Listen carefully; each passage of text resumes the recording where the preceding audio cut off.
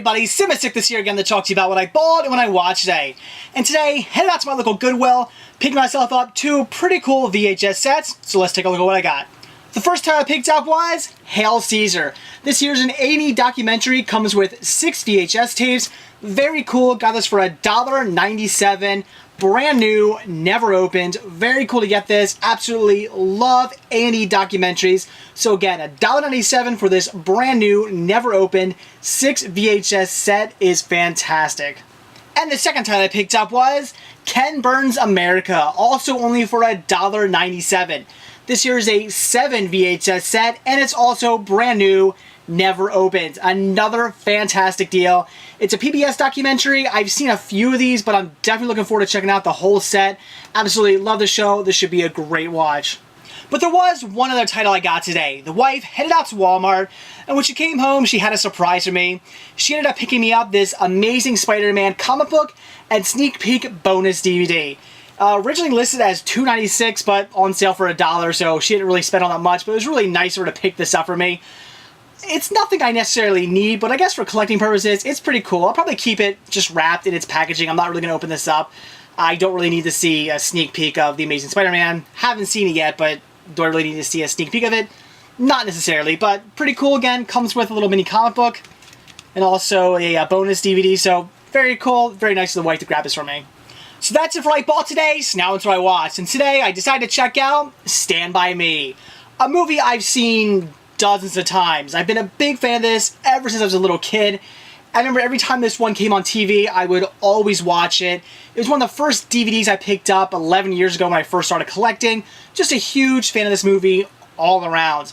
But the reason tonight I decided to watch this is because I really wanted to watch one of the special features. And it is listed as a 25 years later picture-in-picture commentary retrospective with director Rob Reiner and actors Will Wheaton and Corey Feldman.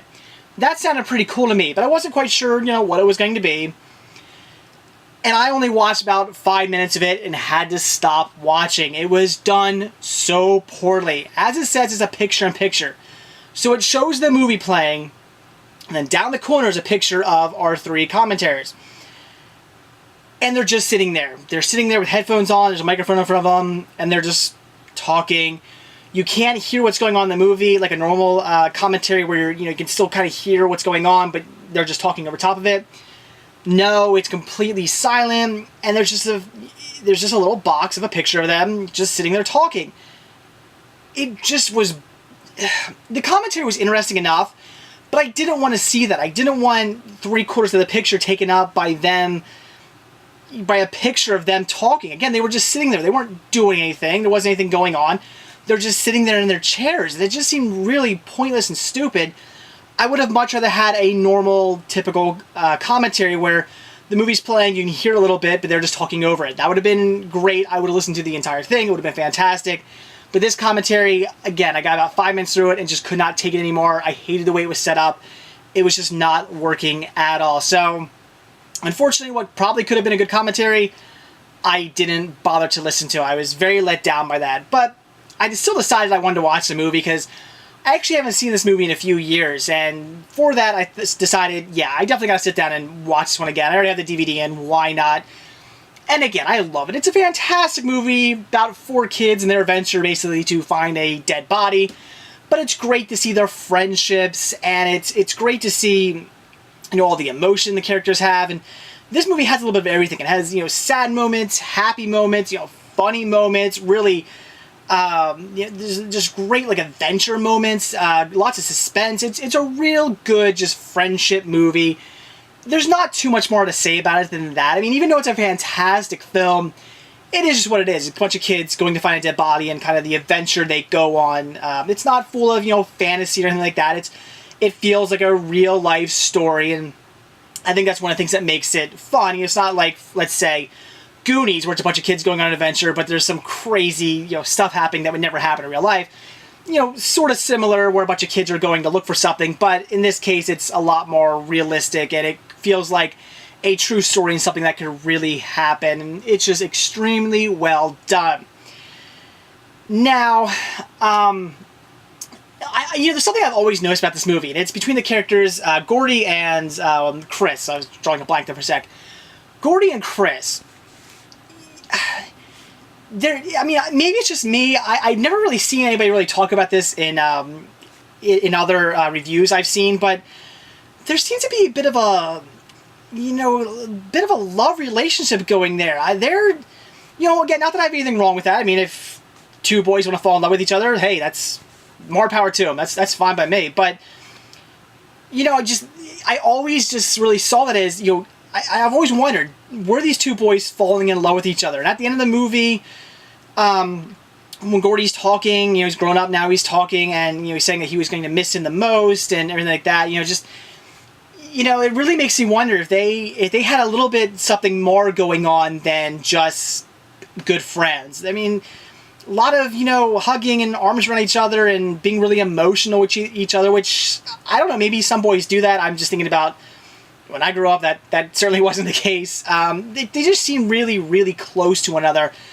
to the point where it seems like there's something more going on than just a friendship. And I've always wondered about that. I wonder if there was some, underlying, tone, or there was something I know this is based off a Stephen King story. I've never read the original Stephen King story. It was a short story, so I don't know how much of this is actually, part of the actual story. I don't know how much more was added to it. I don't know if, what was going on with those two characters in the short story. So I don't know if Stephen King meant for there to be something more to those characters, or maybe Rob Reiner did, or whoever. I don't know if maybe somebody was trying to say something there, about these two kids basically falling in love with each other. I don't know. I've always wondered that, though. Maybe you know more about that than I do. Maybe you've heard something. Maybe you know something about these two characters. If you do, let me know. I would like to know what you might have heard. But I've always just wondered about that. They just always seemed really, really close together. Again, not there's anything wrong with that. If that's what they were going for, that's pretty cool. I would actually kind of like that to be what they were going for, only because it would make the story make more sense. Other than these characters who are just really, really, really close to each other. But no, they don't have any emotional feelings for each other whatsoever. That would actually make things seem kind of weird. It would actually make a lot more sense if they were falling in love with each other. Then I would be like, okay, now I get why they're so, into each other all the time, and why they were so close with one another. It would make a little bit more sense to me. But yeah, like I said, I've always just wondered about those two characters and what they really had going on with each other, more than just the friendship. I don't know. Again, I've always wondered about that. So if you heard anything or know anything, clue me in. Or if you have any thoughts on that, let me know what you think. But again, a fantastic, just great adventure movie. Again, 4 kids going on an adventure, basically to find a dead body, and it's just a really great, extremely well done movie. As far as picking it up on Blu-ray, the picture quality was pretty good.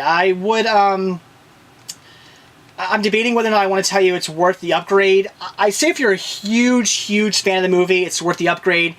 If you're just a mediocre fan of the movie, probably not. You'd probably just stick with your DVD. It wasn't a huge jump. It was good, but nothing that I would say was amazing. The audio was pretty good. But one of the big main features of this is the new commentary. And like I said, the picture-in-picture commentary didn't work. It was one of the things I was most looking forward to when I bought this, because I had it on DVD already. And when I rebought it on Blu-ray, I really wanted to see that commentary, and I was very much let down by it. But doesn't matter. At least I got to sit down and watch the movie, which I hadn't seen, like I said, in a while. So again, another fantastic movie. One I would highly, highly recommend. I'm sure most of us have seen this now, and I'm sure you already decided whether or not you like it or not. But if you haven't seen it, definitely check this one out. So that's it for I bought it when I watched today. Definitely a great trip to Goodwill today. Normally, I go in there expecting to come out with a whole bunch of DVDs or VHS tapes, but coming out with those 2 VHS sets, again, brand new, never opened, for $1.97 a piece, that was a great deal. So this is one of the few times I've only ever picked up 2 titles from Goodwill and been extremely happy about it. Also getting that Spider-Man comic book plus bonus DVD that my wife picked me up, that was really cool of her, very happy about that. And also watching Stand By Me, like I said, the Blu-ray, it's worth picking up if you're a huge fan. Otherwise, it's nothing you really need to get on Blu-ray, especially since the new featurette, the new commentary on it was just not really worth it. It wasn't done very well at all. So again, if you're a big fan, pick it up on Blu-ray. Otherwise, just keep your DVD. But it is a fantastic film, so if you haven't seen it, definitely check it out. So that's it. Thanks for watching. Stay tuned to see what I bought when I watch tomorrow. See ya.